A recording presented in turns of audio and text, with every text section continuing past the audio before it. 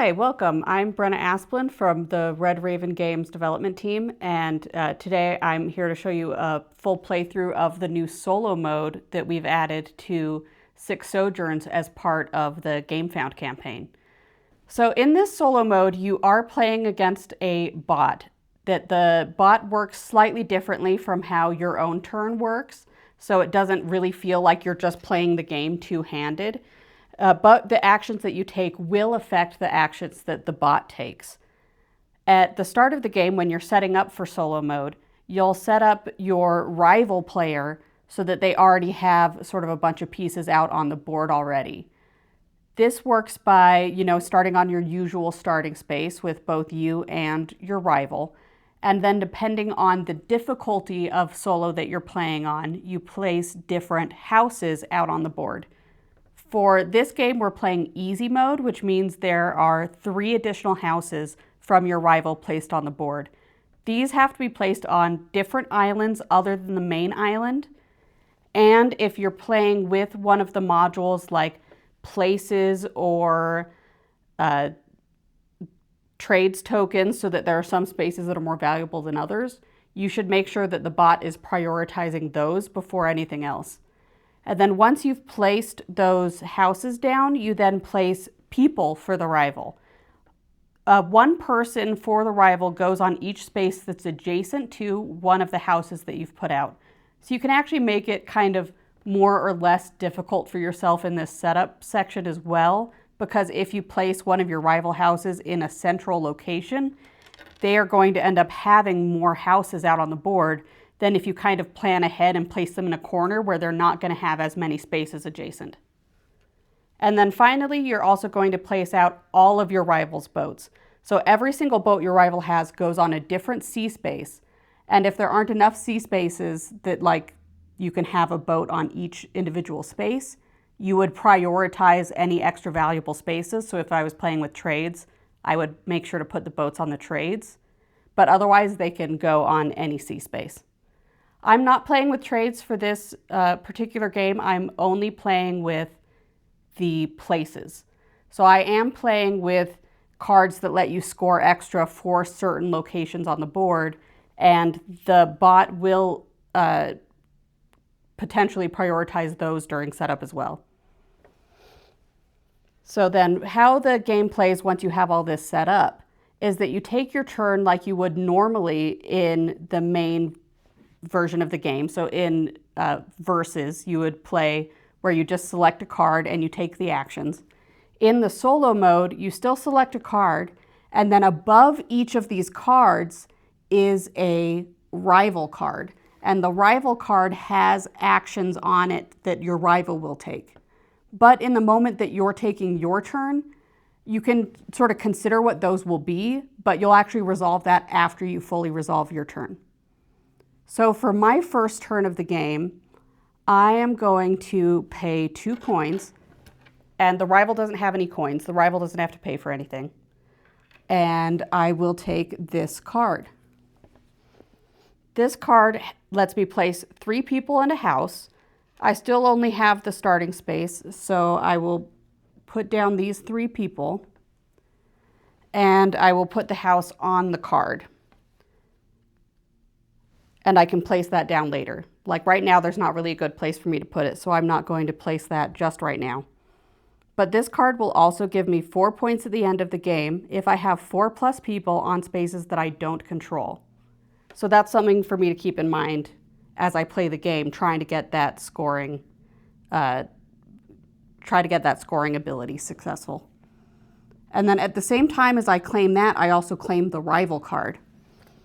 And then once I have finished playing my turn, I also will move these down and refill this. And now is the point when I fulfill the rival card. The rival card will then claim the 1-cost card. So in this case, it is this card here that would theoretically allow the rival to, once per turn, you may pay 3 coins to gain 1 house.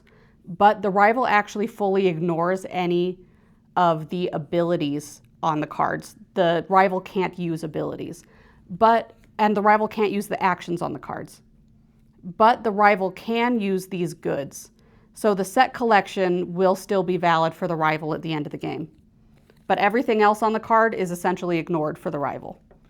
So I'll set the rival's card aside there and then do the action on the card.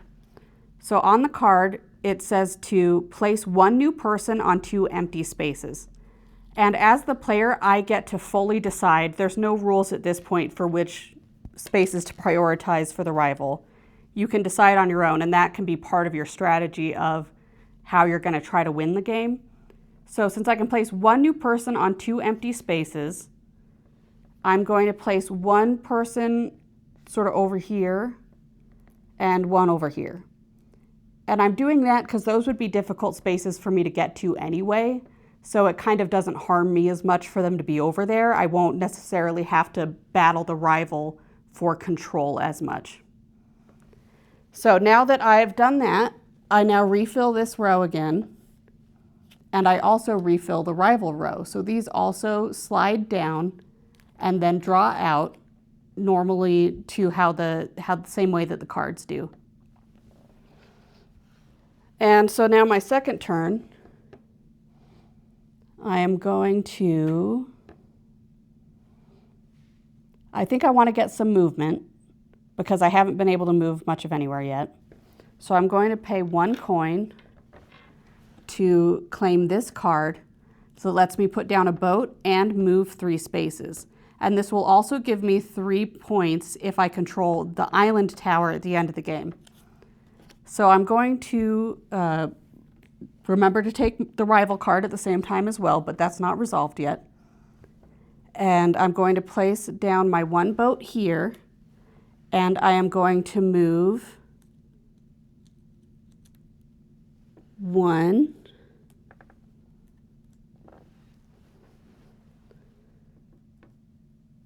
2, and 3.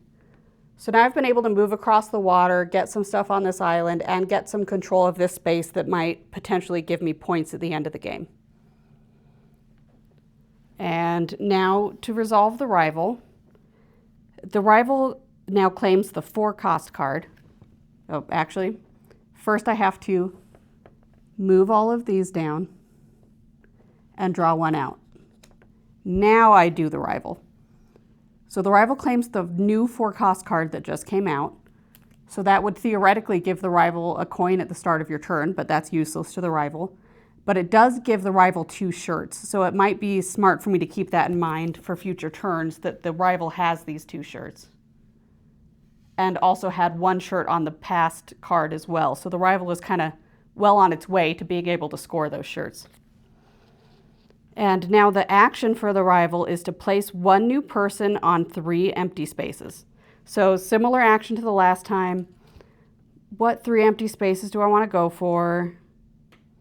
I think I'm going to stick to the continent here because the rival kind of already has pretty firm control of the continent, and I don't necessarily want to give the rival a ton of control over the outlying islands as well. Maybe I can fight the rival more easily out there. So let's stick to this central area for the rival. And now we draw out a new card here, and we draw out a new rival card.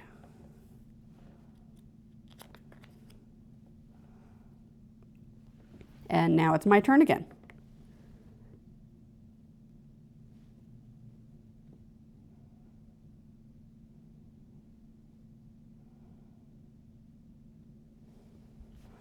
Okay, I already have 3 pots, so it actually might be a really good idea for me to claim this card here that has 4 pots on it, because that will get me really far towards getting even the higher level scoring on the pot collection.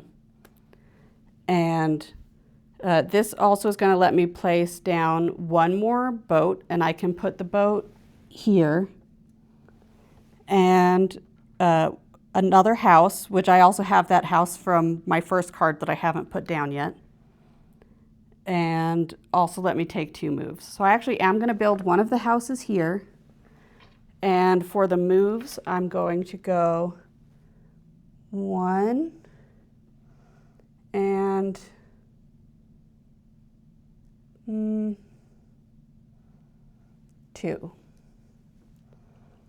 So now I'm starting to get more control over this bottom island, and I might be able to score points for that island at the end of the game. I'm still going to keep holding on to that other house, though.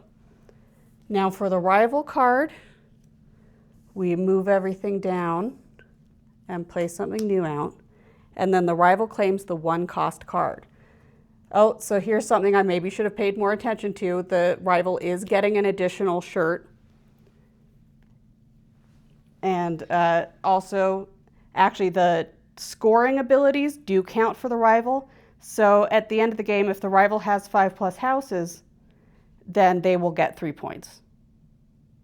Currently, they have 4 houses out, so that is a little bit risky, but we'll see how that goes. We'll see how many points the rival's able to get. And this one has me place 2 spare people on a space the player controls. So a spare person is an extra person on a space that the rival doesn't need to have there in order to keep control. So if I had 3 pieces on a space and the rival had 5, then it would have 2 spare pieces. Right now, there aren't a lot of contested spaces on the board, so there aren't necessarily a lot of spare pieces that the rival might have. In fact, looking at the board, it looks like the rival only has 1 spare piece. Actually, double checking, the rival doesn't have any spare pieces at the moment. In this space here, I thought maybe the rival had a spare piece, but technically the rival needs that additional space, that additional piece to keep control of this space. So right now, the rival controls this space because they have 1 house and 2 people. I have 1 house and 1 person. So if the rival was to move this piece, we would be tied for this space and the rival wouldn't keep control. So this isn't technically a spare piece. Since the rival has no spare pieces at the moment, the rival actually can't take that move. That move only counts if it's possible, essentially. Although if I was playing on hard mode, you can see some of the cards have special extra actions they can take if you're playing on hard mode.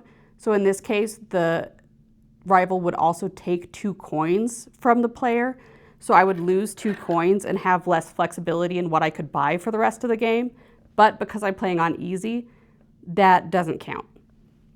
So essentially the rival can't take this action this round, which is actually pretty good for me. And now we reset the cards again. Yeah, at this point in time, I don't have a whole lot of pieces out on the board, so it might be smart for me to pay 1 coin to take this card here, which lets me place down 5 new pieces, and I will remember to claim the rival card at the same time. And it will also give me 3 points if I control 2 adjacent spaces with houses. So I might want to place both of my houses next to each other, and then I can get some more points that way. This also has a sword and a hammer on it, which means I now have 3 hammers and 1 sword, and I can keep that in mind for trying to go for the goods. Now those spaces, I can put them on any space where I have a house already.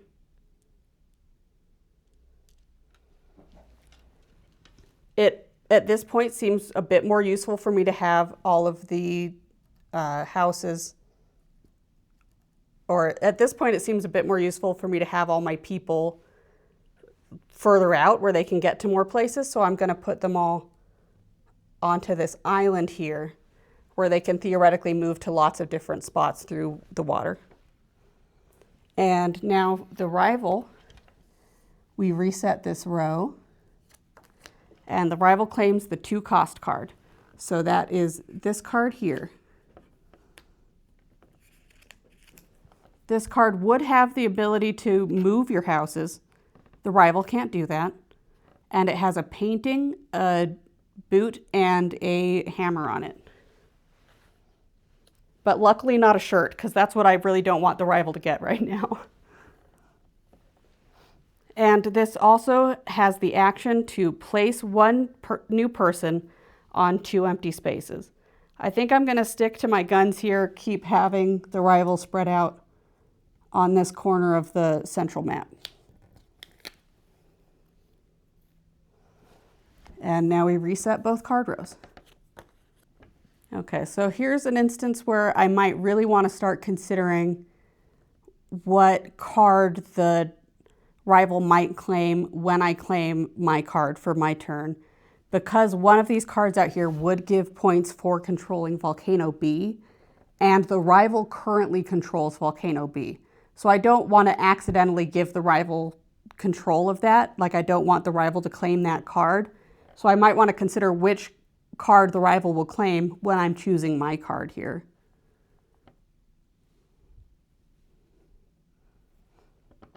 And I do actually have at least one sword. So the one sword and the one hammer, when I have 3 hammers, is also pretty useful to me. So I might actually go ahead and take that card, pay the 1 coin. Now I know for sure the rival can't take it. And I'm going to place down 3 new people. Since I do kind of want to try to control Volcano B there, I am going to put them on my central space. And then that's the end of my turn. And for the rival, we reset the cards. And the rival claims the 3-cost card. So that's this one with a painting and a hammer that lets you place new people where you have people. Useless to the rival, but it's actually pretty good for me to not let the rival get the cards that have any scoring abilities on them, because that means the rival is going to score less. So that is beneficial to me.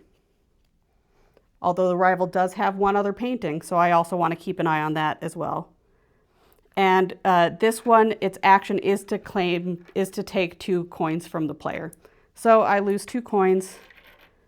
That means with the way I've been spending for the last 4 turns of the game, I only have 4 coins left. So that is going to be a little bit tight and is going to make some decisions potentially a little bit more difficult.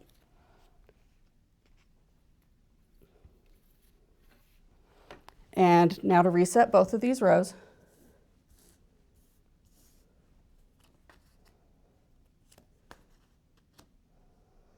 And now it's my turn again.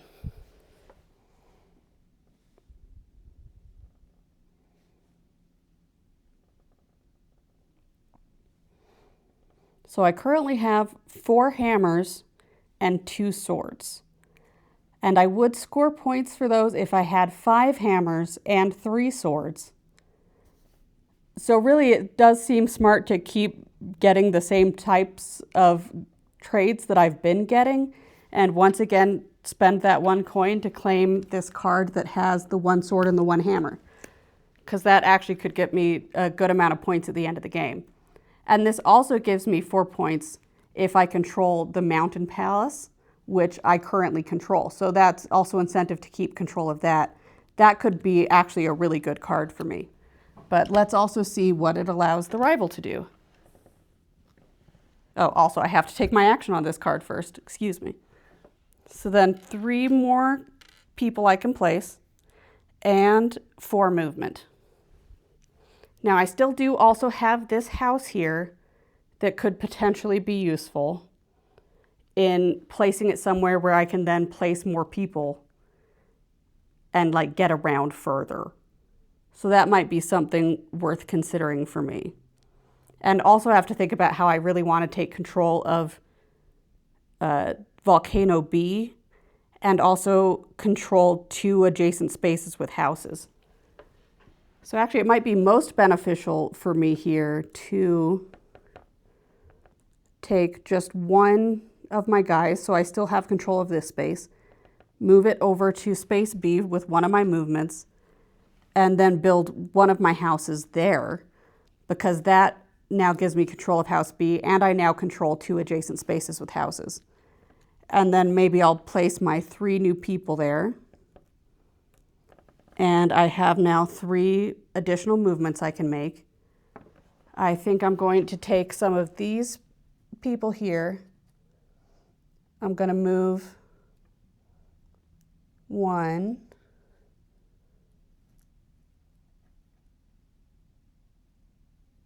2, and 3.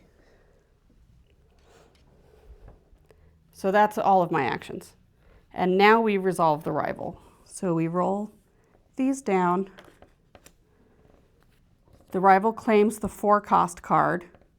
So that's this one. This does have a shirt on it. That's not great for me, but it is what it is. And it would let you gain 1 house and you buy a 4 cost card. Again, useless to the rival, so that's good for me. And now they're going to place 1 new person on the starting space. That is going to make this a little bit more competitive. I've now lost control of the starting space and also lost my points from that card. And place 1 new person on 1 empty space. So let's keep growing this territory for them here. And that is the end of that card. And we're resetting all the other cards.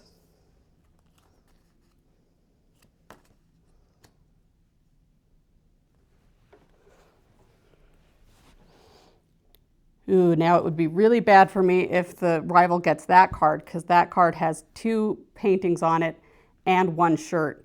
So that would get the rivals a lot of points for that set collection. So we want to make sure that the rival probably isn't going to be able to claim that card. I can't claim it myself this round though, because I only have 3 coins left. Okay. Now what I'm going to do, I've decided I'm actually going to claim this 0 cost card. This 0 cost card does give me -2 points at the end of the game, so that's a little bit rough, but it also has 2 rings on it, which could be really useful, and it gives me 1 person and 2 houses.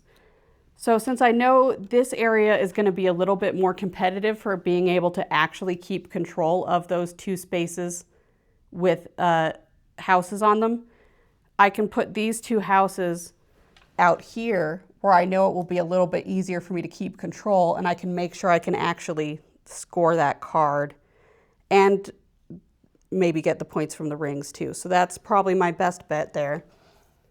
And the rival card now, after we reset these,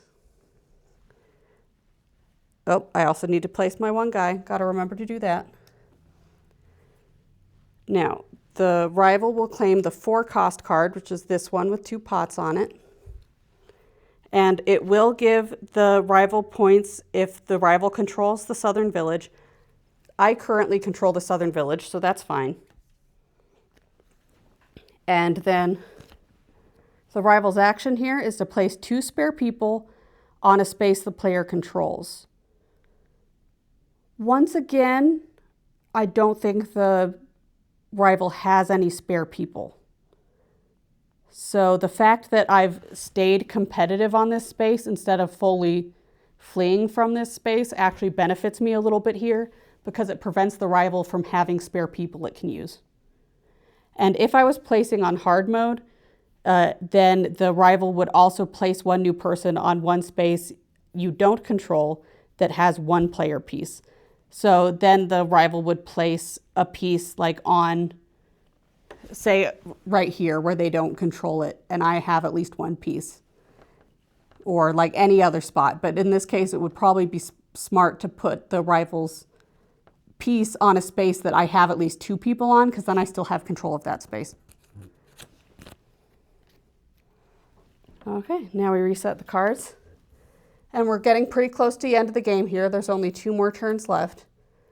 So again, it's extra time to be even more careful about, both what you and the rival are doing.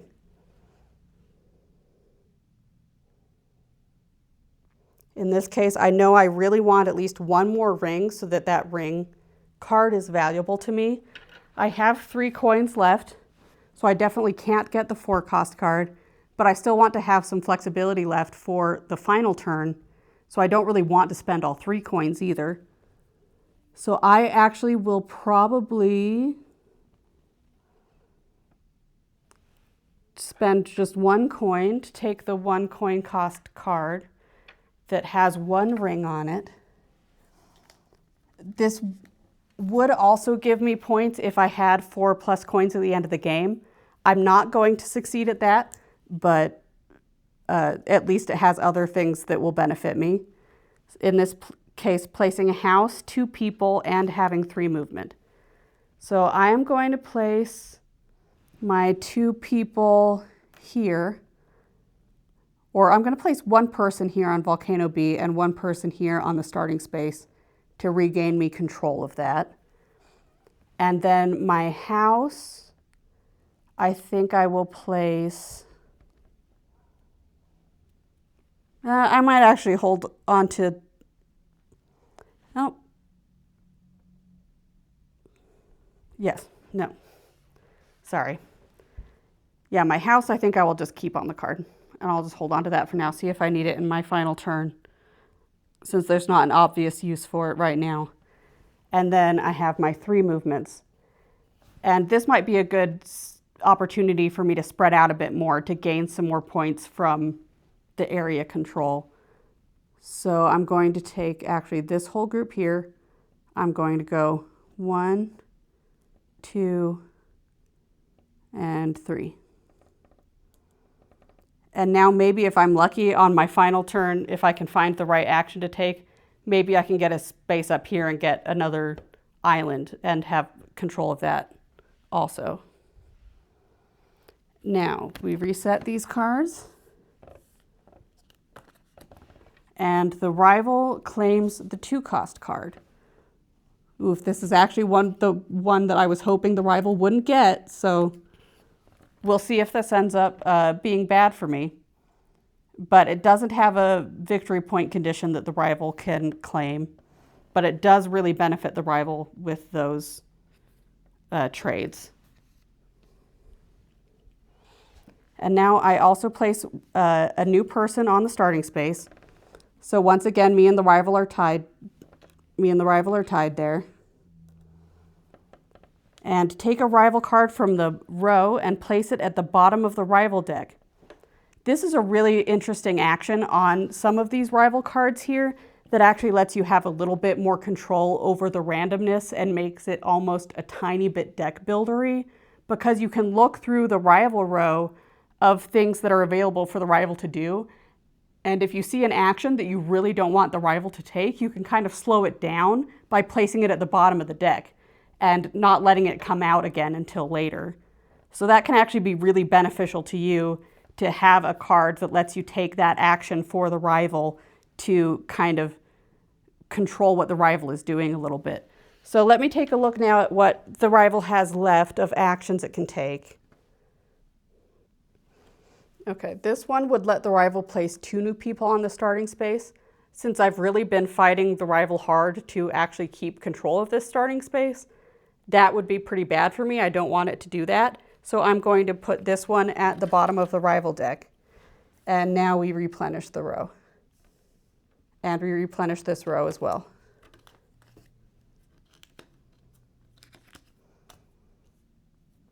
So this has now given me the setup for the final round of the game. Okay, so if I really think about my trades here, I have succeeded in getting at least the lower value set for a lot of the trades that I have, for the rings, for the hammers, for the swords, and for the pots. Not for the shoes. That's the one thing I have that I haven't been able to even get to that lower scoring thing. But I haven't gotten the higher scoring threshold on any of them. So I might want to think about how I can get to that for some of these sets. In this instance, probably the easiest one for me to get would be the rings. And that actually could potentially be an action that would help me too. And I only have 2 coins left, so these are essentially not options for me. I can only get one of these bottom 3 cards. This one would have 4 placement and would give me 4 points if all of my controlled spaces were adjacent. All of my controlled spaces are not currently adjacent, so that part of that card would not benefit me. And the trades also wouldn't be that beneficial, but having 4 movement would be pretty helpful. On the other hand, this 1 cost card would give me 3 points if I control 2 or more islands, which currently I do. I control these 2 bottom islands, so I would get points for that. I would get 2 movements, and I would get the extra points from reaching that higher threshold for the rings. And it has at least 2 movements, so I also would be able to move some stuff around to get some more points that way. The 0 cost card pretty much isn't really worth considering. I might have more than 15 people out, so I might get points, but that only allows for placement of new people and boats and not any movement. And so that's not really super helpful to me at the moment either. So I am actually going to get that 1 cost card again, and I have been getting the 1 cost card for a lot of these turns, but somehow that is how it works out sometimes. Okay, so this lets me place 1 more house, and I also have 1 house left from another move, and lets me move 2. So I actually am going to, right now, I actually am glad that I still have this 1 coin left, because this means I can pay this coin technically to the rival, but just essentially to the bank, in order to use the rival's boat to move across the water here so I can reach this other island and get the island point for that. Now that I've reached there, I'm also going to place my houses. And do I want to use my second movement first before placing my second house? That is a good question. And I think I probably will. Yeah, I'm going to move 1 here and place 1 of my houses there, because now I control that space. And my other house, I'm going to put up on this island. Why not? Okay, now the rival's final move. We reset this row, and the rival claims the 0 cost card. So the rival gets this card that gives the rival points if the rival has 15 plus people, which I think the rival probably does, and also 2 hammers, which actually I do think also benefits the rival. So that might have been a bad move on my part, but we'll see. We'll count up points at the end and see how that goes. And now the rival also places a new house on an empty space. So yeah, let's just keep this whole territory going, and the rival can place its house there. And then that's the end of the game, and you count up points for both you and the rival as normal. Okay, so now I've counted up the points, and I did win, but just barely. So this solo mode is quite the challenge, even on the easy level of it. So if you really like challenging solo modes, this will be a good one for you. But if you go through the specific scores, you can see the rival scored 26 for spaces, while I only scored 13. The rival does kind of have a huge advantage on the area control, on the space scoring, but part of that is to balance out how the rival has a much bigger disadvantage on some of the other ways of scoring. As you can see here, I got 3 islands while the rival got 2, so that also was pretty close.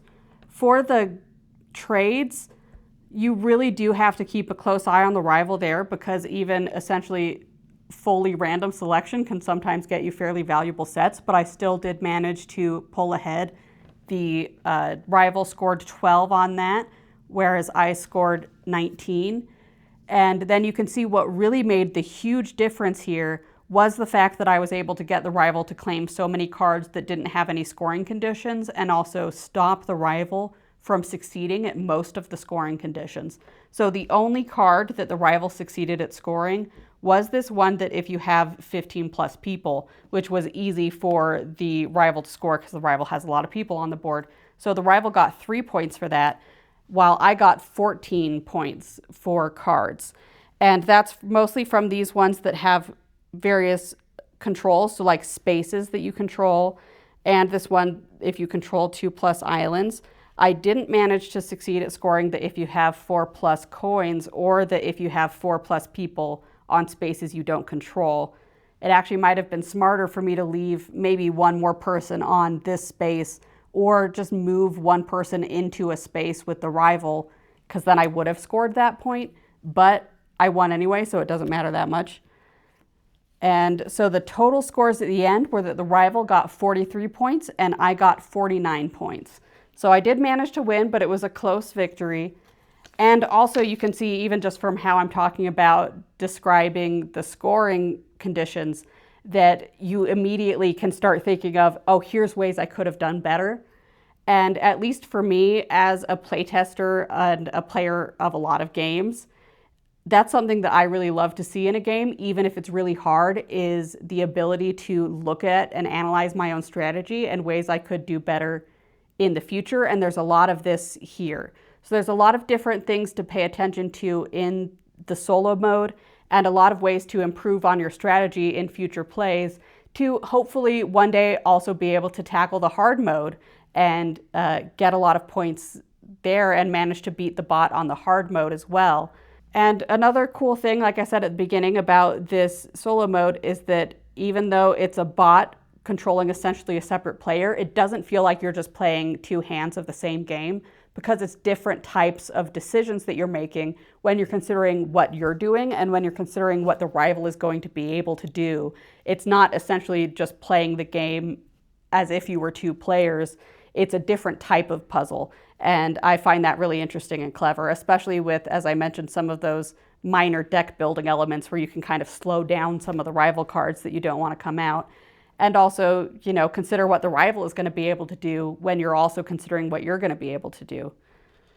And hopefully you found that overview of the solo rules interesting.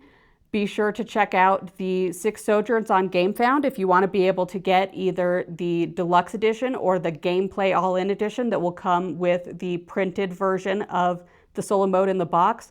Or also by backing the campaign at any level, you can get the print and play of the solo mode so that it's available to anyone who gets the game through the campaign.